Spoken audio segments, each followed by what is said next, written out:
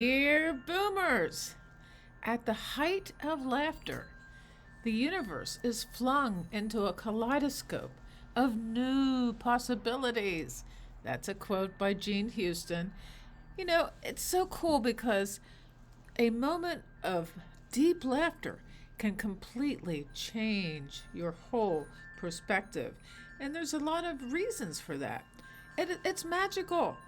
Why try to explain it? Because you know that it works. You feel it. You feel it. Today, we're going to explore the transformation of laughter, how it shifts our mindset, opens doors to new opportunities and to perceptions, and even connects us with the universe in profound ways. Now, there's the science of laughter because it does impact the brain to release dopamine and serotonin and endorphins. And I know for a fact that laughter has changed my life more than once because sitting around a campfire is a perfect example of how this works. People are telling stories, they are enjoying each other's companies. We laugh and we laugh and we laugh. Even though a lot of the stories are based on past traumas, and but we are transforming those traumas by telling stories and laughing. And that one single moment of laughter can completely change your perspective. It is magical. And it does open doors to new perceptions. It does clear blocks that are blocking you from your true potential. And laughter as a spiritual practice can be very profound. And every day you can find ways to laugh. And there are ways that you can seek out bringing laughter into your everyday life. I know you can watch comedies, but somehow that doesn't always work. If you've watched it too many times, you know what they're going to say, and it's no longer really funny. So, what happens in the brain when we laugh? Dopamine, endorphins, serotonin, these are all feel good chemicals.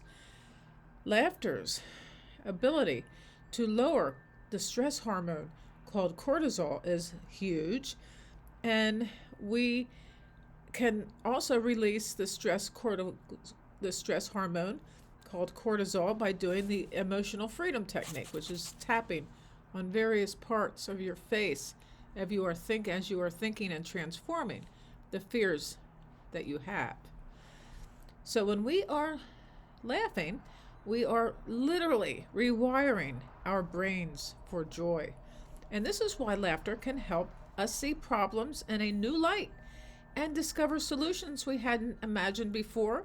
And in fact, the problems that we think we had just melt away in that peel of gaiety.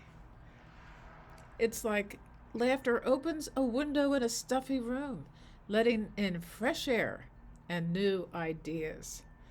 Did you know that laughing for just 10 minutes can burn as many calories as a quick workout? But more importantly, it recharges your brain, making you more creative and more focused to create for the world what is healing for you and healing for them. So, there are many spiritual practices and traditions, from Sufi mystics to Zen Buddhists, that consider laughter a pathway to enlightenment. How is that? Why? Because it dissolves the ego and reminds us the absurdity of taking life too seriously, which in this day and age might be a problem. I know that you look at the Dalai Lama, who laughs spontaneously after every sentence. His laughter is contagious, and we are drawn into his energy by his laughter alone. Very awesome. You can think, let's connect the idea of laughter to the idea of a kaleidoscope, and just like a kaleidoscope, which rearranges fragments into breathtaking patterns, laughter rearranges our thoughts, revealing new perspectives and possibilities. how has laughter transformed your life? And the people that you are with as you laugh, how has it transformed their lives? Because when everybody laughs, the world laughs with you. And when you cry alone. We were talking about that a little bit a little bit ago. Um, Humor diffuses a tense situation unless the person you are with is so blocked that they can't laugh. So, there are people who find hope and resilience through laughter in the face of adversity. And I know that that's what's going on right now. Tough divorces are not usually prone to laughter. Um, but I know somebody who was going through a bad divorce, and she watched a stand up comedy routine and laughed until she cried. The next day, she said, "For the first time in months, I felt free. That laughter broke the chains of my fear." And that is something we can think about. So, watch or read something funny every day. And even the kinds of stuff that we're going through, laugh about it because it's so absurd, really. So, if it's a funny book, if it's a sitcom, if it's a comedian, look at that just for a few minutes, and as soon as you laugh, then you can move on to your next task.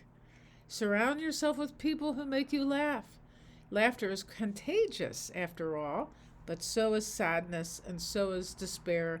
So we want to have a contagion that is uplifting and transformational. There is such a thing as laughing yoga. It may feel silly at first, but that's the point. It's a reminder not to take yourself so seriously. When we were doing guerrilla theater back after the TMI nuclear power catastrophe, before we went on stage, every time we would face each other in a line, three or four on one side, three or four, and we'd go, ha ha ha ha ha ha ha ha ha ha ha. Awesome. And it's a reminder not to take life seriously. And also everyday situations. Find the laughter in those situations. Find the absurdities. If you know where to look, there's absurdities everywhere, and it is just great. And there's such a thing as a laughter journal. Write down the funniest thing that happened to you that day, and you'll be amazed how much joy this brings to you. So here it is. Laughter is more than just a reaction. It's a force for transformation. At the height of laughter, we fling open the doors to possibility, creativity, and connection.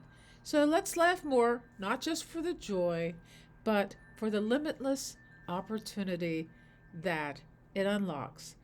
So let me know how you feel about that in the comments below, and there will be a video that pops up right here. Love to all.